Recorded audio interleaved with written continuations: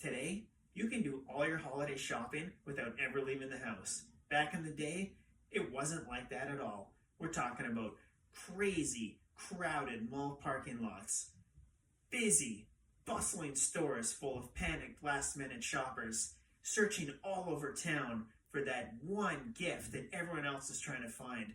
And we're talking about the huge differences between Christmas past and Christmas present. This is going to be a fun one. Let's go. Today, you could literally do everything you need to do to prepare for Christmas without even leaving the couch. In fact, you could do all your holiday shopping in like 10 or 20 minutes while sipping a coffee, sitting on the couch, watching Netflix or something like that. Like, there's no sweat anymore. But back in the day, it wasn't like that at all. Let's go back to the 90s, all right? Now, the internet might not have even existed yet for most of us. I think like 1995 was the year that a lot of people started getting online, if memory serves correct. But do you remember how bad the internet was back then? Like you had a time limit, and your family maybe had like, we got 2 hours of internet this month. Everyone gets half an hour. Don't go over, because they're gonna run out and the internet will collapse. There was like these weird time constraints, and sometimes you couldn't even get online. So the idea of holiday shopping online didn't even exist to us back then. It was something you had to actually go to the store to do. And that could be like this amazing thing, but it could also be this super stressful thing, especially if you were a parent and your kids forced you to battle the mall parking lots at Christmas season. I remember growing up in Victoria, it used to get so bad that eventually they had to have the police like doing traffic control in and out of the mall.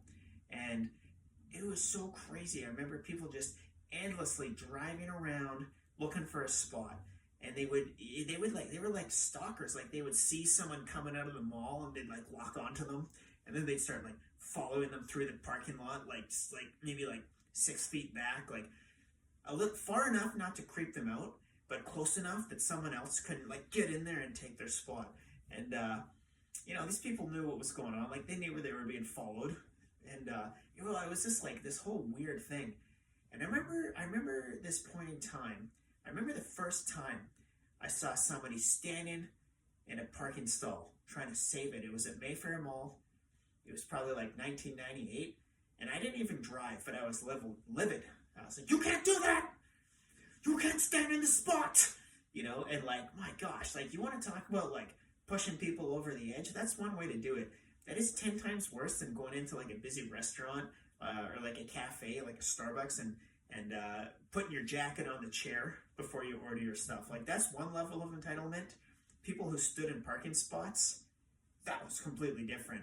Like, honestly, I feel like, I don't want to say those people should have been eliminated, but that problem should have been eliminated right away. We never should have put up with that as a society. You're trying to pull into a parking spot, someone's standing there saving it, like, I'm saving it.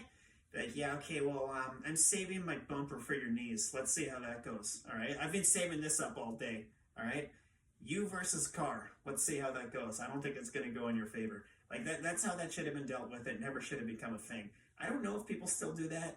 Well, actually, yes, I do, because I've seen videos online of people doing that and getting into huge road rage fights and stuff like that. For goodness sake, people, this is the holidays. Please, let's play fair, okay? Thankfully, nowadays, like, that's something we don't really have to contend with if we don't want to. We have a choice. Like, I would say probably half the people listening to this show have already done all their holiday shopping, and none of them even left the house. Like, I didn't. I didn't buy a single gift for people that wasn't online this year. In fact, I had presents left over from last year that I didn't even give people. I'm like, well, you're getting it now, and I hope you still like it. Because I just don't feel like going to the mall. It's too busy. It's too much. And, even though, like, it's this weird contrast, this weird yin-yang, because there was nothing like the mall at Christmas season. Like, it was beautiful, it was festive, it was decorated. They had those big, beautiful Christmas trees. They had Santa's workshop and Santa's elves. And depending who was doing the hiring and how old you were, you might have noticed that some of Santa's elves were pretty darn attractive. You're like, I sure wish I had kids. to go meet Santa, and I'm too old. I'm this weird middle ground where I can't do it myself and I don't have children, but my goodness, Santa's hiring policies, pretty good. Good. I don't know how I got off on that tangent. It doesn't matter. We're going to try to focus again here. Anyway, yeah, the mall at Christmas. It was this it was a yin-yang. It was beautiful, amazing, magical even, especially when you were younger, but also insane. And I remember this one particular Christmas. I think this was the craziest Christmas I ever had. And it's nothing insane. I don't want people to get their expectations too high, but it was the closest I've ever felt to if you've seen that movie Jingle All the Way, where people are trying to get the Turbo Man doll with Arnold Schwarzenegger, and he's trying to get the Turbo Man doll. This is the closest I ever came. But it was a really selfish Christmas because I was looking for my own presents that I wanted my parents to get me. My gosh, that sounds so entitled, but trust me, it'll make sense as I explain it. So let me hurry up and explain it here. The year was 1997. I was 14 years old. They had just come out with this show on TV. It was Transformers. It was a reboot of Transformers. The show was called Beast Wars in America. In Canada, because we're so lame and we can't have the word war in a show title, it had to be called Beasties. But it was still the same thing. Beast Wars, Beasties, doesn't matter. And it was this awesome, it was one of the first CGI animated cartoons ever. And me and all my friends, we were huge Transformers fans when we were kids. So suddenly to be young teenagers, 13, 14, and have this reboot of literally one of our favorite shows in the entire world, it was awesome. And I gotta say, the show was awesome. Everybody I knew watched that show, even the really cool guys, quote unquote cool guys. But all the guys who thought they were super macho and super cool, everybody was a closeted Beast Wars fan. And it was awesome. And they came out with this toy line that year. They came out with a toy line that year. And me and my younger brother, I guess my younger brother must have been 7 or 8 at the time. Man, we were so in love with that show, and the toys were so cool. And I remember we each had a couple of the toys, but that Christmas, those toys were the hot item to get. And you remember Furby, you remember McDonald's Beanie Babies and all that stuff. It wasn't quite that level of insanity where people were breaking into Walmart at 4 a.m. to try to steal the Furby shipment and stuff like that. But it was pretty it was pretty high up there. And I remember probably in the months and weeks leading up to Christmas, my brother and I, every time we went to Toys R Us, we would go to the Transformers section and see if they had the Beast Wars. And they only ever had 1 or 2 of the figures in stock. And it was kind of the boring one that either people already had or nobody really wanted. But they had all these really, really awesome ones that were impossible to find. But we knew they existed because we saw the commercials. And so the closer and closer it got to Christmas, we just kept our eyes open. We wanted this so bad. This was the Christmas present that year. And literally every weekend we were going to Toys R Us and combing the aisles with weeks and weeks and weeks of nothing. I remember the week before Christmas, we went in there and Toys R Us was packed that day. It was busy because it was so close to Christmas, right? We go to the Transformers aisle we did every week, expecting to be disappointed, and we were blown away because the shelf was full of every single hard-to-find character, almost every one that we had been literally searching for months. And man, my brother and I, we lost it. We were so excited, but the problem was we were at the mall by ourselves. Our parents had dropped us off, and we were just kind of doing our own thing, doing some Christmas shopping, and really we weren't expecting to find this. So we go, and we're just blown away by all these toys that we really wanted, and we couldn't believe it. Every single one. We got so excited, and it was this weird thing. We were standing in the aisle, and all of a sudden, it was a zombie movie where this horde of parents. It was almost like they had followed us to the good toys, where this horde of parents starts they round the corner and they start coming to the aisle towards us and toys. And my brother and I stand there grab some and go, and we just start grabbing the ones we wanted and filling our arms full of them and literally running away from these people. And it was so weird because first off, We didn't have any money to pay for these things, but we just knew that these were the toys we wanted, and we didn't want those other people to get them because we knew they were trying to get them because some of the parents followed us. This is true. This is real. This is a real story. Some of the parents followed us and were like, "What are you doing with those?" And we're like, "We're going to buy them. Do you have any money?" Yes. It was so weird. It was like a shakedown in Toys R Us. And yeah, we didn't have any money, but we weren't about to put them back on the shelf because, we wanted these toys. We weren't about to give it up to some other kid. And so we came up with this idea. Toys R Us had this layaway thing. We always did this where, like, if you found a toy you really wanted, but someone else was coming to, like, buy it for you later or pick it up or whatever, or, like, they could hold it for you for, like, a period of time. We used to do this all the time for, like, birthdays and stuff like that and other Christmases. And so we knew it was a thing. And so we go up to the customer service desk, and there's literally this mom followed us, and it was so crazy. At least one mom followed us. We got our arms full of these toys, and I should preface this. I gotta pause for a second. There was this one character in particular called Cheetor. He was a Cheeto. Go figure. That I wanted more than anything. And I remember, like, when we got to Toys R Us, my brother got into the aisle like maybe a minute before I did because I was looking at something else, Lego or something. And I remember, like, by the time I got to the aisle, we looked and they had like every single figure except Cheetor, and I was so like disappointed. I was like, oh damn, that's the one I really wanted. But anyway, it didn't matter. We got every other one. Okay, so my brother and I, we get up to the customer service desk, and we've got our arms full, loaded down with these toys. Like, really, we probably had like 5 or 6 each in our arms, right? Like 12 Beast Wars all together. And we piled them onto the customer service counter. And we're like, hey, can we put these on layaway? And this crazy mom behind us is like, no, they can't do that. And now me, the mom, my brother, and the Toys R Us employee are having like a 4-way argument about, yes, we can, no, you can't. Well, store policy says. And we're like, look, we've done this like 100 times. Like, we know you guys do this. And the Toys R Us person really didn't want to do it because of this mom giving her such a hard time, right? But so she agreed. She's like, look, this is what I'll do. I'll hold them for you guys until the end of the day. But if someone doesn't come pick them up by the end of the day, they're gonna go back on the shelf. And this mom was livid, fuming, right? We didn't really care. We kind of told her off without telling her off. And then so we put them on layaway.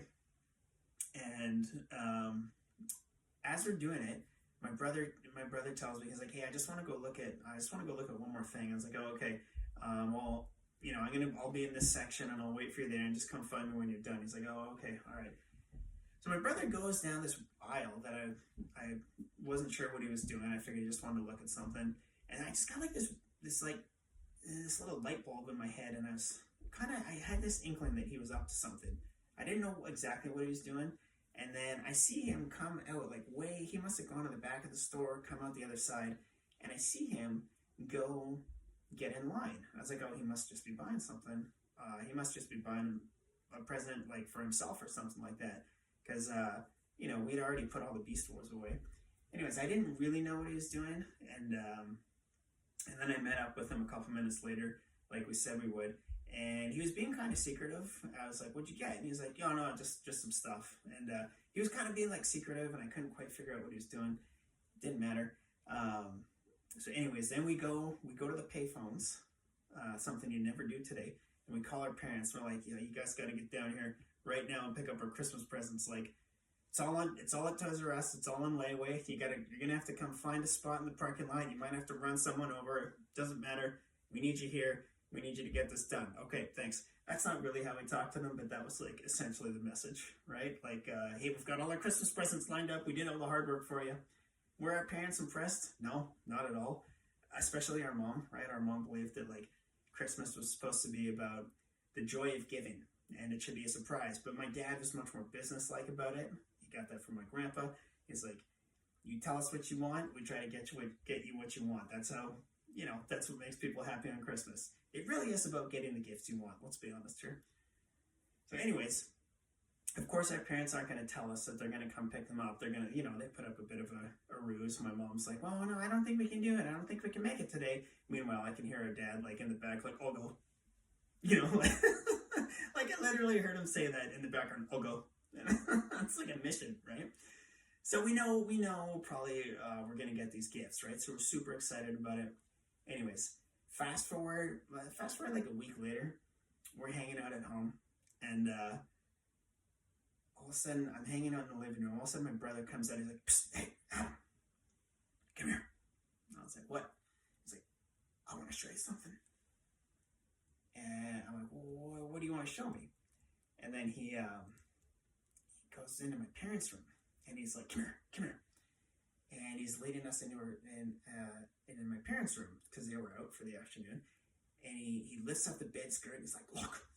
And he scrapes his hand under, and he starts just pulling out piles of these Beast Wars toys. Every single one that we had wanted, that we had put on layaway. Like, my parents had gone through, they'd made good. I guess my dad made good on his covert mission.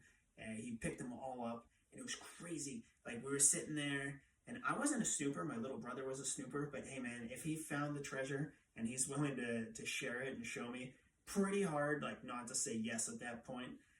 So we're like, it was like the equivalent of like finding like a Playboy under your dad's mattress or something. Like, the amount of enthusiasm that we had, like, looking at those toys, it was amazing. And we just had them all like lined up on the floor, and we could see like every single one we'd asked for. They were all there, and man, we were so excited, ecstatic. We're like, man, Christmas morning is gonna be awesome. It's gonna be every single thing we asked for. This is gonna be so cool. Cannot wait, right?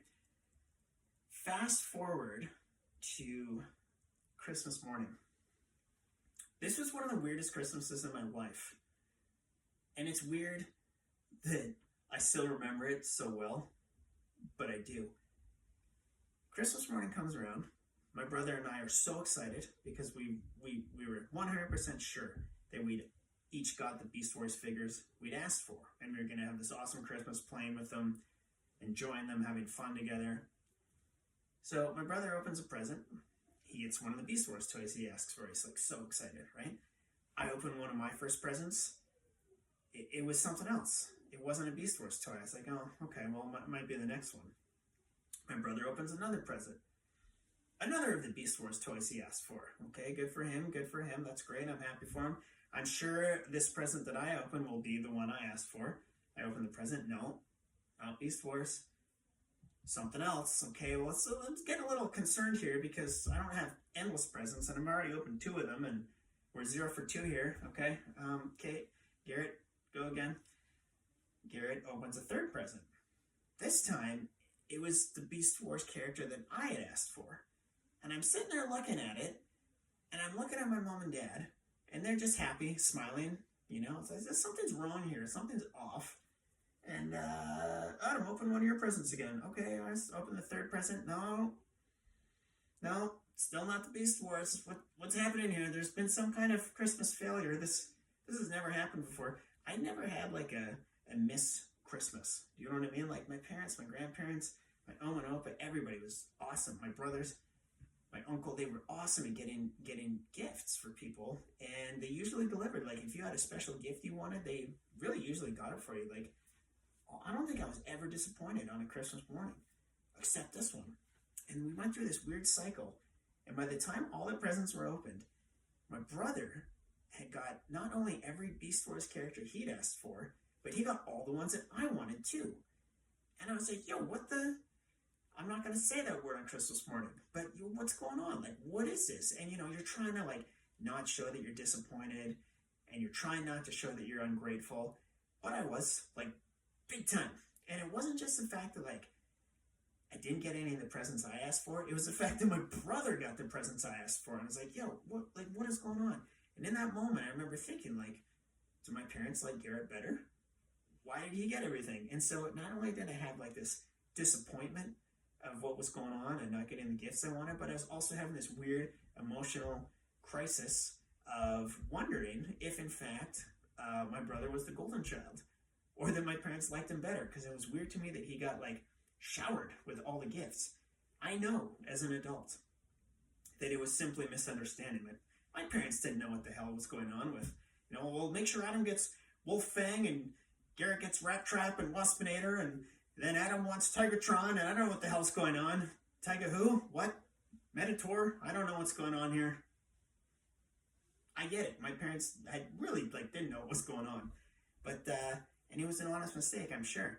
But it was still the super disappointing Christmas.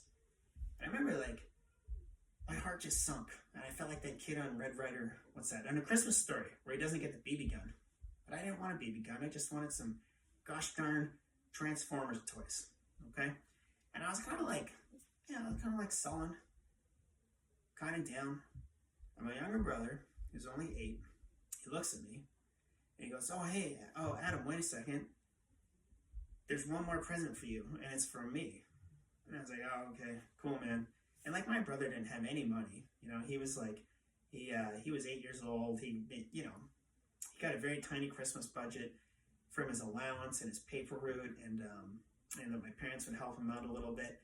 So I was just kind of expecting this it's like a gumball machine gift or something like that, or some dollar store thing. Anyways, he hands me this present, and I'm looking at it, and it was poorly wrapped. It was terribly wrapped. There's scotch tape all over it, tattered edges sticking off all over the place. But it was the fact that I could tell he had done it himself, right? This was something meaningful. I'm like, okay, well, even if this whole Christmas has been a disappointment, it's really cool that my younger brother has obviously made some effort to try to give me a nice gift. I don't know. We'll see what it is, right? I start peeling back the edges, and I see the lettering of the Transformers box, and I see a B. I'm like, oh, really? What? Right? And I keep ripping the paper off a little bit more, and there's more letters. BEAST, Beast. Oh, we're off to a good start here. I rip it open. This is all happening very quickly, by the way. I'm not opening my present in slow-mo, but it's just this was the thought process in my mind.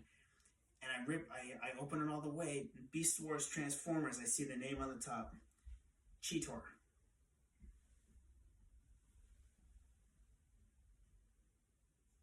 The one gift I wanted more than anything. And it was given to me by the person with the least to give. And just watching the look on my brother's face, just that pure joy as he watched me over my gift, that's something I'll never forget. And it was so meaningful. And that's what he had been doing when we were at the store. When he snuck off, he had got to the aisle just a little before me, maybe 30 seconds at the most before me, and he'd seen Cheetor, and he'd grabbed him and he'd hit him somewhere because he knew what he was going to do. He had the plan right from the moment he saw it. And that's what he was doing, is he took every last bit of Christmas money he had, and he bought me that gift. And I still got it.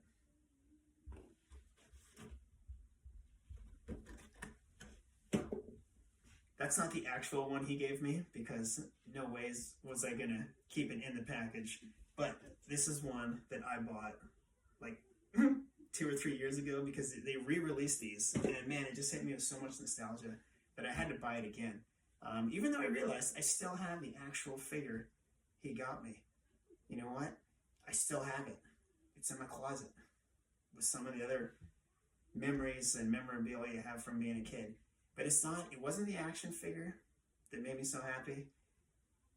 It was the meaning behind it, right? And man, it's just I could tell that my brother's Christmas had been made because he made my Christmas. And that was just such an amazing time between us. That was such a moment of someone to be like, hey man, I love you. And I'm so glad that I could do this for you, to bring you this joy and share this joy with you. And I'll never forget that. And that Christmas, when I think about that Christmas, I have this weird mix of feeling kind of entitled, selfish, spoiled, but it's always counterbalanced by how blessed I felt to have someone in my life like that who got so much joy and happiness out of giving a gift. Okay, and I've given my younger brother a lot of flack on this show for, stealing Monopoly money when we were kids and cheating at Punch Buggy and stealing my Advent chocolates. But man, it was stuff like that is so meaningful. you know?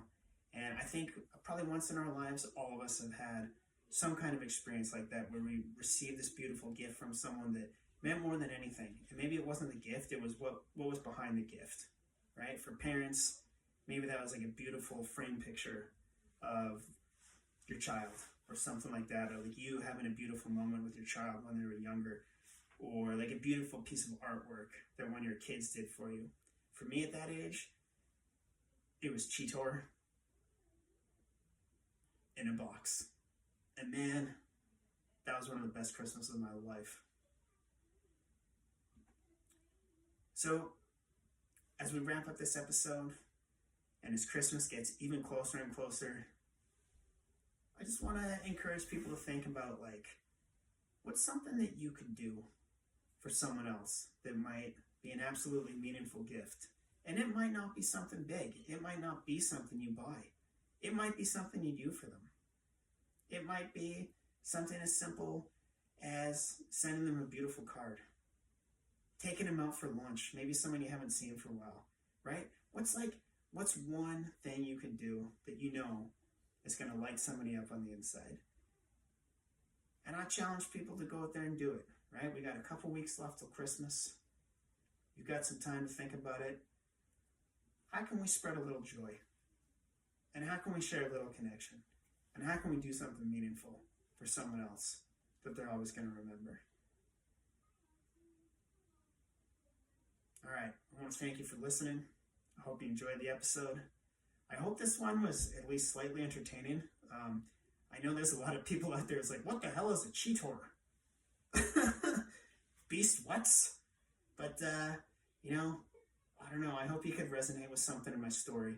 Maybe just, you know, even if it was only that part about how stressful malls were trying to find a parking spot and the temptation to run someone down in the parking lot.